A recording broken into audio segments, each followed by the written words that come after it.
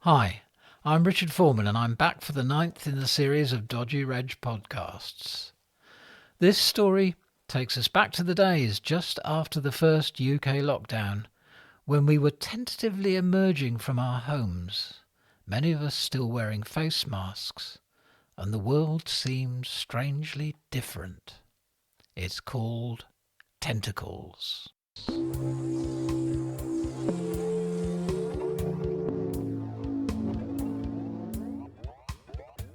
It's been about 5 months since I last saw him.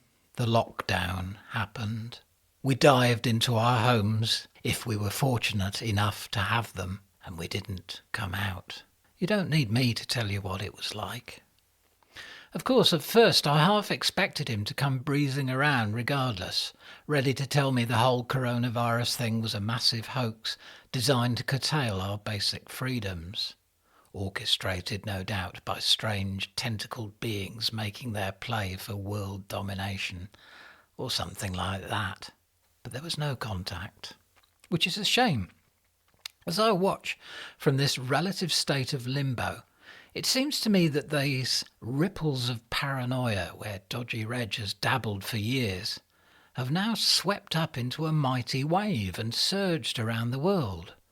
The very strangeness of what actually has happened opens the floodgates. It's trending. Naturally, I find myself wondering, what's his take on all this? Does 5G radiation really cause COVID to self-generate in our bodies? Is the American Democratic Party riven with satanic paedophiles? And how is it that I'm being nudged at by these beliefs without hearing it first from Reg? Now, shopping's a bit easier. I've been thinking I'm bound to cross paths with him sooner or later, but it crosses my mind that he's a smoker and, though not yet pensionable, perhaps among the vulnerable. This thought converts my dawning curiosity into a sense of social duty. I put on my sandals and head out and over to the high street, and that flat above the cash generator premises where I've passed so many intriguing hours. As summer starts to wind up its act, there's been a last burst of warm weather, so a good many people are giving jazzy and skimpy threads a final airing. Face masks seem to be around 50% today, so there are moments when you can kid yourself that things are like they always were. The fine weather keeps me in an elevated state of mind until I'm short-cutting down an alleyway that will bring me out by the shops, and there's a fresh-looking spray of graffiti begging a glance.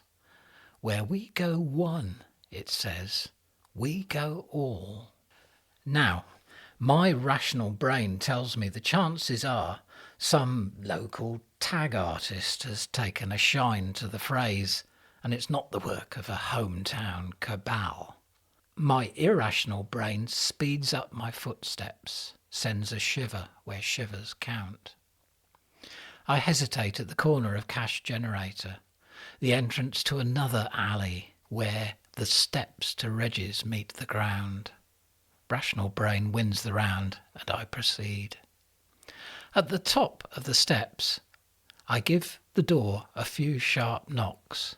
I'm just about to give it a few more when the door opens to reveal Reg, wearing a crumpled, once dazzling Hawaiian shirt and a batik sarong. His beard is longer and his hair considerably wilder than when I last saw him. Reg, good to see you. Listen, don't invite me in. I'm still only up for outdoor... Who says I was intending to invite you in, Rich? There's one passport for this place, and I'm the older. I take a step backward to maintain my distance as he leans towards me. It's almost become a reflex. My back end is now wedged up against the iron railings that I've never been sure will bear my weight. Right. Fancy a stroll? Have a bit of a catch-up? Or are you busy? My work is never-ending. You know that better than most. But I was ready for a break. I'll get my face mask. When he returns to the door, he's obviously decided that the sarong would draw too much attention and has exchanged it for a pair of Hawaiian shorts that clash horribly with the shirt. What's with the Tropicana look, Reg? Confuses the cameras. I was wearing lycra last week, you know, those rigs like cyclists wear. Bit sweaty. Don't think I'll do that again. He slips on his face mask, noting, I think, the faint look of surprise I give him, but he's not prepared to acknowledge it. Good days. Facial recognition technology was just taking off, and all of a sudden the face mask era dawns upon us. Coincidence? I wonder. I can't see if he's grinning. The mask's on. We amble back down the steps and through the short lane to the high street, which reminds me of the alleyway slogan I saw on the way here, and I describe it to Reg. Yeah, that's a clever one. On the surface, it's so dumb even Trump gets it.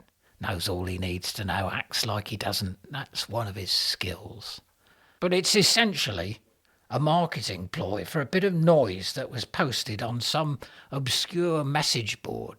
Bunch of guys tarted it up. The Ruskies did some promo. And the next thing you know, Q's news. So you don't go there yourself? Reg stops in his tracks and gives me one of his piercing stares, its effect only slightly muted by the face mask. Do you mind? I thought you knew me better than that. I'll have you know that I am a purveyor of respectable theories. The ones that hold water, QAnon's just shoddy. Right-wing dorks who think they're being clever. Again, the face mask denies me a chance to gauge how seriously offended he is. I stay on the safe side. Sorry, Reg, I didn't mean to bracket you with that lot. I just wondered if you had any insights into this QAnon thing. You did you? You thought, what's old Reg got on them, eh? I can't say I've ever seen Reg's eyes twinkle, but there's a glint. You see, times of uncertainty, mate. I could have told you this was coming years ago. The virus was an accident waiting to happen. But when it did, there's a substantial proportion of people desperate to believe anything other than that it's just natural selection doing its job. Anti-vaxxers, COVID deniers, mask phobics, they all come creeping out of the woodwork. We're walking again, heading for the recreation ground. What he's got to say, it's sounding like a critique of the whole conspiracy fetish. So what's come over him? Best not to ask directly, just listen and see where it goes. And why? Because the illusion that we have any control over our lives has been stretched to breaking point. You think about it. How many things did you take for granted that you could do this time last year that you can't do now? And who's telling you what you can and can't do? Do you think they can be trusted? No, of course you don't. You start to see through the first layer of the illusion, and you look for something to latch onto, something that appears to make sense. Can anything anywhere make any sense out of any of this? I hear myself asking as Reg pauses for breath. Not this second-rate stuff that's going around now. You'd have to be an idiot. And of course, there's plenty of them. But if you want to know what's really going on, you have to look into it deeper. And this, my friend, is where it all starts to get a bit more clever. What does? As we enter the wreck, Reg turns and looks at me over his mask. The meta-conspiracy. He points to an empty bench a few metres away. Let's have a sit down. I need a fag. As soon as we're seated, Reg removes his mask, pulls out a tobacco pack and his Rizzlers, and carefully begins to roll up one of his skinny cigarettes. The meta-conspiracy?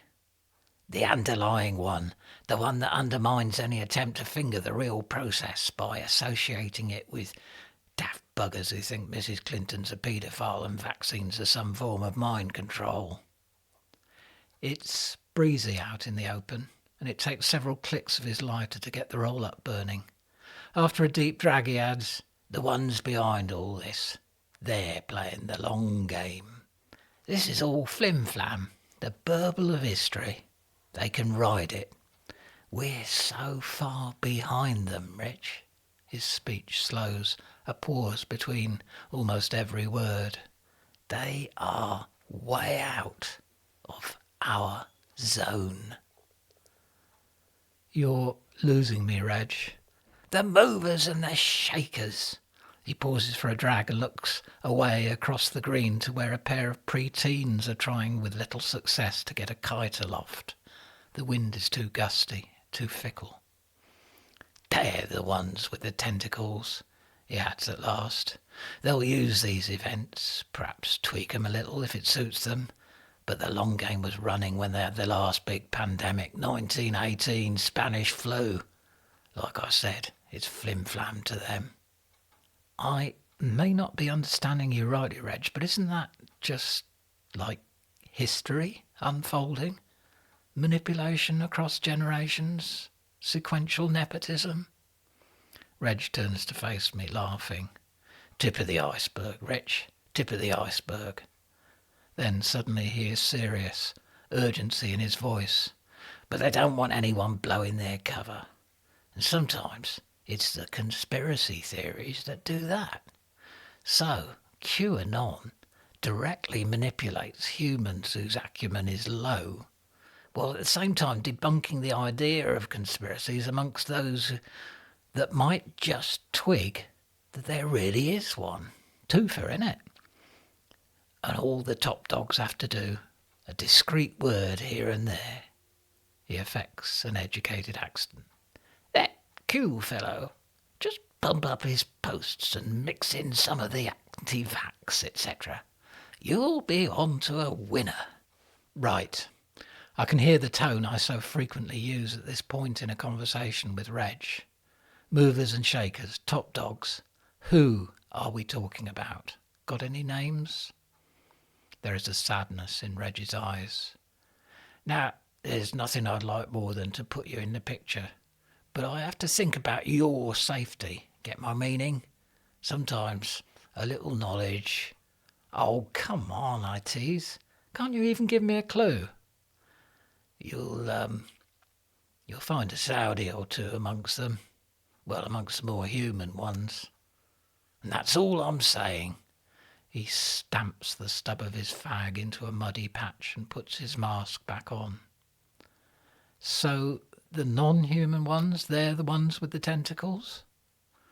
They've all got tentacles, Rich. And you know what? They go all the way around the world. That's all I'm saying. Every which way. All around the world.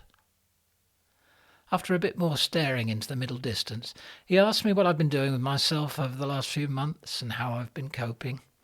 And after a bit of whatever follows that, we get up and head back into town, both of us professing we have things to do. We agree it's been good to see one another and that we mustn't let another 5 months go past without contact. But we make no commitments. After we parted and I'm heading for my place, I amuse myself with thoughts of octopusy extraterrestrials in sumptuous Saudi robes. I pass under a railway bridge that's just before the entrance to my road, and, looking up, I see fresh graffiti. And there's one in a style not unlike the one I saw in the alley. It says, "Have you heard about the kids?" The cartoon images in my mind dissolve.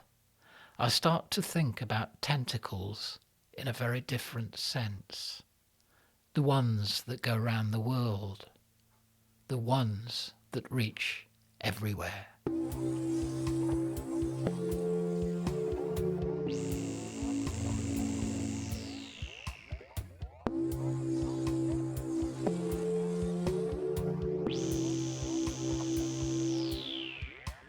Next time on the Dodgy Reg podcast, we enter the bizarre territory of contemporary urban legends to confront the mysteries surrounding the Scanty Man.